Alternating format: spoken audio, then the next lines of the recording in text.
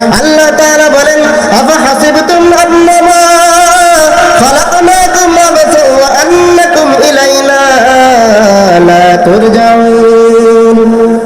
হে বনি আদম, তুমি কি ভেবেছো তোমাকে আমি অনার্থক সৃষ্টি করেছি? না রে যুবক, না।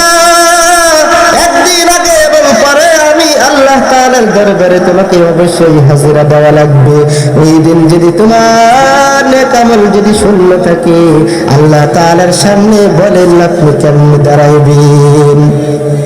কিয়ামতের দিন আল্লাহ তাআলা তো আপনার হাতে নেক আমল দিয়ে দিবেন। নেক আমল দেওয়ার পর আল্লাহ তাআলা বলবেন, ইকরা কিতাবাকা কাফা বিনাফসিকা আল-ইয়াওমা আলাইকা হাসিবা। হে বনি আদম, তুমি তোমার আমলনামা তোমার হাতে দিয়ে দিয়েছি, এই আমলনামা তুমি পড়ে পড়ে রেজাল্ট দাও। এই রেজাল্টটা তুমি দিয়ে তুমি এবার হিসাব কিতাব করবা, তুমি জান্নাতের মালিক নাকি জাহান্নামের মালিক।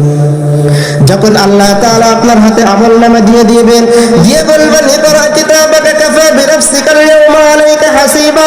পড়ো হে বনি, তুমি তোমার আমলনামাটা পড়ে দেখো।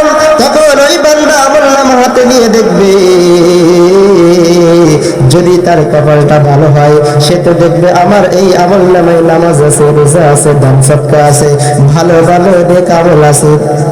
অতএব গুনাহের যখন পাল্লা যখন দেখবে, তখন দেখবে না এর ভিতরে কোনো গুনাহ নাই, সে হাসতে হাসতে জান্নাতের মেহমান হয়ে যাবে। কিন্তু যে ব্যক্তির কোনো আমলনামায় কোনো সওয়াব থাকবে না, নেক আমল থাকবে না, ওই ব্যক্তি যখন তার নেক আমল হাতে পড়বে, নেক আমলের পৃষ্ঠা উঠবে, দেখবে এক ওয়াক্ত নামাজ নাই, এক ওয়াক্ত রোজা নাই, একবার মানুষের কোনো দান সদকা নাই, কোনো নেক আমল নাই। আবার যখন গুনাহের নেক আমলটা তার সামনে আসবে, তখন দেখবে সুদ, ঘুষ, রাজানি, মস্তানি, সিটারি, বাটপারি, এরকম ভাবে হাজারো হাজারো গুনাহ দেখার পরে তখন আল্লাহ তাআলাকে বলবেন, হে দয়ার মালিক, এমন কি আমলনামা আল্লাহ তুমি আমাদের হাতে দিলে, যে আমলনামার ভিতরে সামান্য সামান্য কোটি কোটি ছোট্ট ছোট্ট গুনাহ করেছি, সেই গুনাহটাও আল্লাহ তাআলা তুমি এখানে উল্লেখ করে দিয়েছো। ফামান ইয়ামাল মিসকালা যাররাতিন খায়রান ইয়ারা ওয়া মান ইয়ামাল মিসকালা যাররাতিন শাররান ইয়ারা। তখন ওই গুনাহগার বান্দা বলবো, দয়ার মালিক, কি এমন আমলনামা আমার হাতে তুমি দিলে? কোথায় চুরি করে বাগানের ভিতরে, কোথায় একটু বুড়ি খেয়েছি, গাঁজা খেয়েছি, কোথায় একটু চুরি করেছি, সামান্য সামান্য যা কোনদিন এটাও অন্যায় ভাবে মনে করিনি।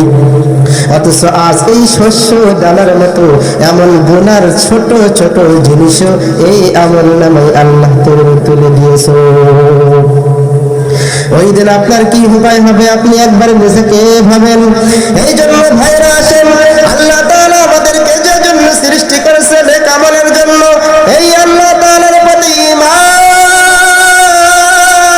এবং এই পাশাপাশি যদি তুমি নেক আমল করতে পারো, আল্লাহ তাআলা বলেন তোমাকে আমার কাছে চাওয়া লাগবে না, তুমি আমার কাছে চাওয়া ব্যতীত আমি আল্লাহ রাব্বুল আলামিন তোমাকে জান্নাতুল সবথেকে দামি জান্নাত জান্নাতুল ফিরদাউসের মালিক বানিয়ে দিব। ওই দিন যদি আপনি শূন্য হাতে আল্লাহ তাআলার সামনে দাঁড়ান, তাহলে কি উপায় হবে? হাসরের ময়দান হবে এমন কঠিন। আজ এখন তাকিয়ে দেখেন, দুনিয়ার বুকে সূর্য 9,30,00,000 মাইল করে, ওই সূর্যের 12টা মুখ আছে, একটা মুখ হলো জমিনের দিকে দেওয়া। ওই কিয়ামতের দিন ওই সূর্য আপনার মাথার এক হাত অথবা এক বিঘত উপরে চলে আসবে এবং আল্লাহ তাআলা বলবেন, হে সূর্য, তোর যতটা মুখ আছে এই মুখটা দুনিয়ার বুকে ওই দিন কিয়ামতের দিন সব তাপ দিয়ে তুমি ছেড়ে দাও। সূর্য ওই দিনকে তার 12টা মুখ জমিনে ছেড়ে দিবেন, জমিনটা পুড়ে হয়ে যাবে তামা। গুনাহগার বান্দা তাদের মাথার মগজগুলো ভাতের মাড়ের মতো টকবক করে ফুটতে থাকবে। ওই দিন কি উপায় হবে? মানুষ সবাই নফসি নফসি বলবে, আল্লাহ আমাকে মাফ করো, আমাকে মাফ করো। এই দিন কিন্তু সেই দিন আল্লাহ তাআলা কিন্তু ক্ষমা করবে না। তখন সেই গুনাহগার বান্দাগুলো চলে যাবে তার বাবার কাছে, চলে যাবে তার মায়ের কাছে, যে বলবে, হে মা, আমি দুনিয়ার বুকে তাকিয়ে দেখলাম নিঃশব্দভাবে একমাত্র তুমি আমাকে ভালোবেসেছো, তুমি আমাকে পেটে নিয়ে কত কষ্ট করেছো, ও মা তুমি আমাকে প্রসব বেদনায় কত কষ্ট দিয়েছি। হে আম্মা, আজ দুনিয়ার বুকে কত তুমি আমাকে ঘুম নষ্ট করে, আমাকে কত মহব্বত করে আমাকে মানুষ করেছো। ও মা, আজ একটা নেকির জন্য আল্লাহ তাআলা আমাকে জাহান্নামে পাঠিয়ে দিয়েছেন।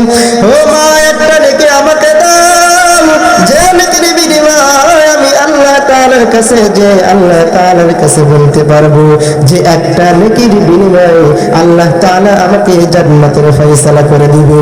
তখন ওই মা বলবে, হে সন্তান, তুমি যে আমাকে সন্তান বলে দাবি করতেছ, দুনিয়ার বুকে তো আমার কোনদিন বিয়েই হয়নি, তাহলে তুমি আসলে কোত্থেকে? সে নিরাশে চলে যাবে বাবার কাছে। বাবার কাছে গিয়ে একই কথা বলবে, বলার পরে বাবা তার ছেলের পরিচয় দিবে না। সে চলে যাবে ভাইয়ের কাছে, সে চলে যাবে সন্তানের কাছে, এইভাবে কিন্তু ছোটাছুটি করতে থাকবে। ওই দিন আর কেউ কিন্তু তার পরিচয় দিবে না। ওই দিন একমাত্র বন্ধুই হবে আমার আল্লাহ রাব্বুল আলামিন। অতএব হে মুমিন বান্দা, আল্লাহ তাআলার প্রতি নেক আমল করো এবং আল্লাহ তাআলার প্রতি ঈমান আনো। যদি ঈমানের পরে নেক আমল করে তুমি তোমার জীবনটা পার করতে পারো, ওই ঈমান এবং নেক আমল তোমাকে জান্নাতের মেহমান বানিয়ে দিবে। বলুন সুবহানাল্লাহ।